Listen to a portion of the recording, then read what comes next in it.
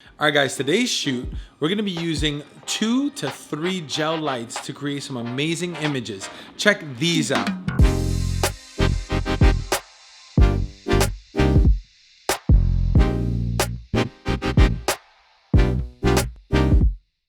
So the first light you see here is the key light. This light is the main light source of the subject. I put a pink gel in it because of his white shirt. The white shirt is gonna reflect and really suck up all that pink and fill in. It almost looks like the sweater he has on is pink. So if you look at the background light, that light has a 30-degree grid with a blue gel, and that's creating a nice little halo effect around the back of my subject.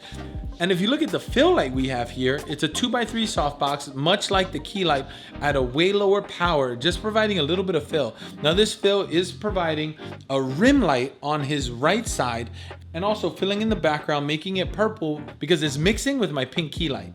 So as you can see here, all of these pictures have been taken on the same set, and you will see some where I turned off the background light so you can actually see the purple mix of that pink and blue light.